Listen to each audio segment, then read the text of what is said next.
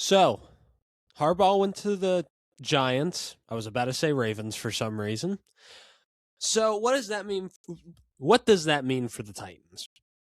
I have no idea, honestly. Again, this is one of those instant reaction videos, kind of uncut. Nothing's being left out of this. Like, I'm not editing long pauses or anything. You're just getting the raw version of me. There's not even a thumbnail to this if you clicked on it, which honestly, I'm kind of shocked that you did if that's the case. But anyway, here's the thing, right? First off, what's good, y'all? Welcome back to the Titans Rundown. This is the uncut, raw reaction to the Titans losing out on Harbaugh and him going to the Giants a little bit later because this happened at like midnight and I had school in the morning, so I didn't really have enough time to do anything about that. And plus, I don't know if y'all would have wanted to see my instant reaction to it, judging by the fact that I had just gotten out of bed. But anyway, getting into the actual content itself. John Harbaugh is not in the Tennessee Titans building. So that leaves us back in the head coaching search. Paul Kaharski has put out a post that his guess is that the search will come down to at most 5 candidates, and that will be the final round of coaching interviews, and at least there will be 3 candidates in the final search. So now the question is, who is it going to be? I have no idea, honestly. I was in full panic mode, genuinely, after school today. Whenever I was thinking like it's gonna be Matt Nagy, isn't it? And I was just starting to panic and all of that stuff. But then I stepped back and I thought, wait, maybe it's not. All that I'm saying is that Robert Saleh is also expected to be a finalist. I remember Easton Freeze has really backed that dude, and just in general, I feel like that there are other candidates that can get this job. Mike McCarthy. I wouldn't be shocked if Mike McCarthy absolutely nails his interview with the Titans on Saturday and we're having a completely different conversation Sunday morning, right? I could 100% see that, right? Just because of the idea that this may be McCarthy's last chance at a head coaching job. What it's coming off as is that this was Giants, Titans, or I'm retiring type of deal, right? It doesn't seem like he's interested in the Cardinals job or the Browns job or just any other job that you can think of. He's not interested in it, doesn't seem like. And also the other organizations, specifically Baltimore and the Steelers, I'm sure that he would be interested in those. It's just those expectations are so high that I don't think that they want a Mike McCarthy. But for us, if you can bring us what McCarthy brought other people, then like I would be fine with that. And look, here's the thing, right?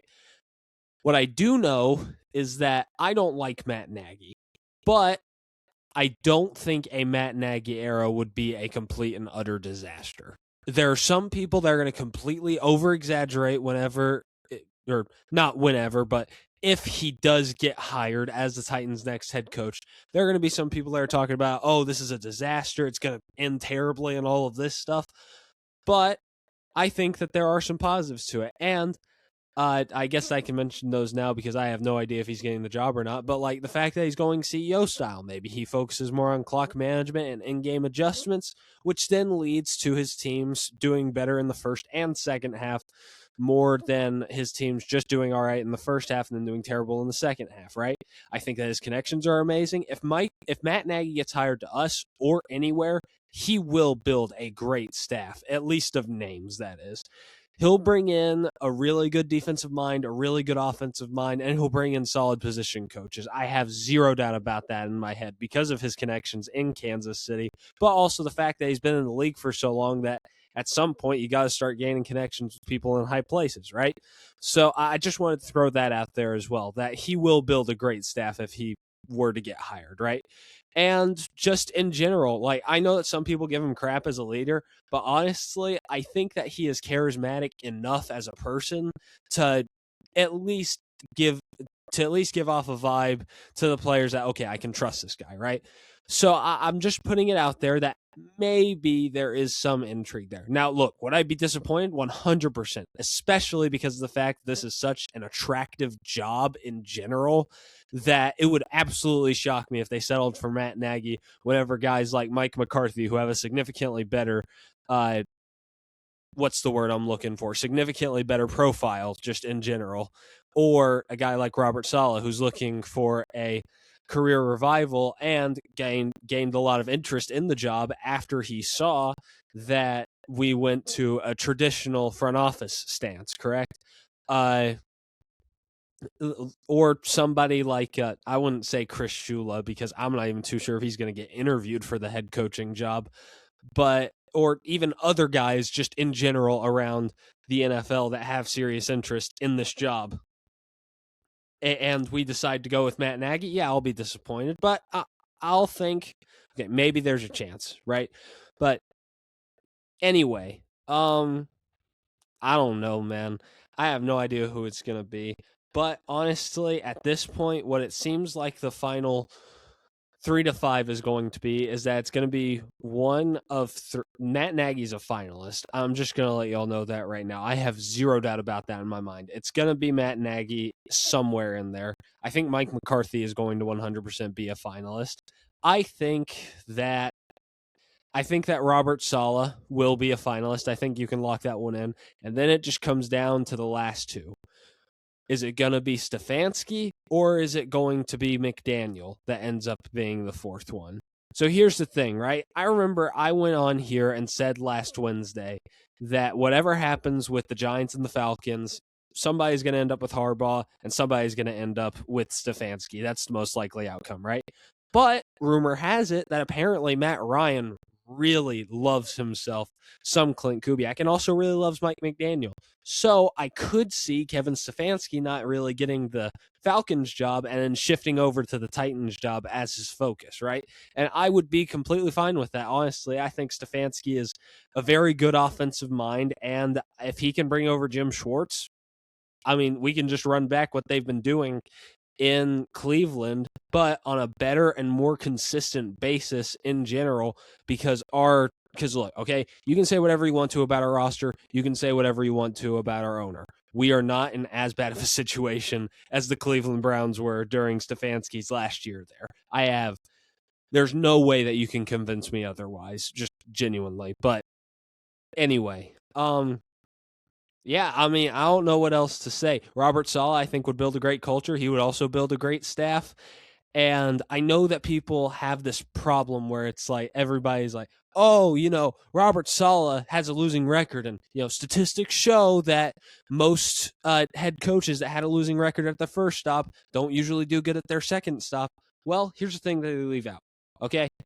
This is for Zach Lyons specifically. Look, I love Zach Lyons. I think that he is a great beat writer, and I think that he is a hard worker that does great research. But I do disagree with him on this because the 3 head coaches out of the 16 that have had losing records and got a second chance that went on to win at their next place, those guys came from the Jets. Those guys came, let me think. It's the Jets, the Browns, and the Texans before Cal McNair was the owner. This was the Bob McNair era. The era where it was like the team was consistently mid and, you feel like that they would have done a lot better if they had better talent. Yeah, it was that era of Texans football. That was what he was the owner of. And obviously, Woody Johnson and Jimmy Haslam. Do I even need to explain that? And at the very least, Amy is better than 2 of those guys. Bob McNair, that's a little debatable just because, they've had similar success in some areas, but I do think Amy is just a little bit better. So whenever you take a look at those 3 coaches, specifically it's Gary Kubiak, Bill Belichick, and Pete Carroll, I 100% believe that Kevin Stefanski or Robert Saleh could end up being like those coaches because, again, like Pete Carroll and Bill Belichick had losing records in Cleveland and New York, and they went on to do amazing things. Now, I'm not saying that either of those 2 guys are on the same level as a Pete Carroll or as a Bill Belichick, but I do think that they can be good head coaches 100%. And then Vance Joseph also got mentioned. I could see that happening, him getting into the top 5, but I don't think he'll get the job, so that's why I'm not saying anything.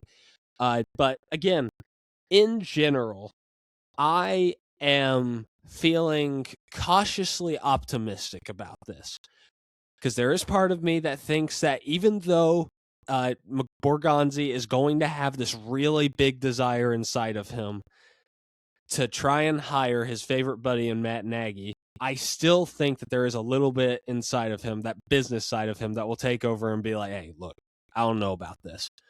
Well, that's the first thing. But the second thing is, even if it is Nagy, that's the worst case scenario. The worst case scenario for somebody like the Browns.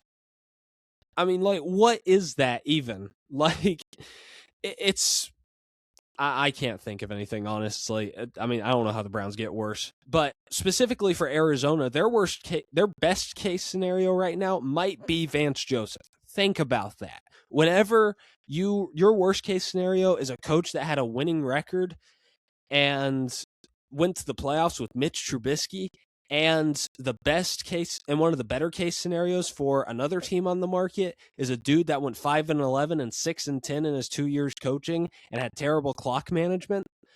Like, look, okay, I feel bad insulting Cardinals fans, but they know it's true, right? Like, I 100% believe that the Titans will end up being okay at the end of this. I don't think they'll be amazing, but I think they'll end up okay, right? So, anyway, I just wanted to put that out there. My instant reaction to John Harbaugh, golly, that's what this video was about. Yeah, I mean, I'm frustrated, and honestly, I am a little worried that it's going to be Nagy, but I still think that there is hope in the idea of Matt Nagy. I'm not saying that it's 100%.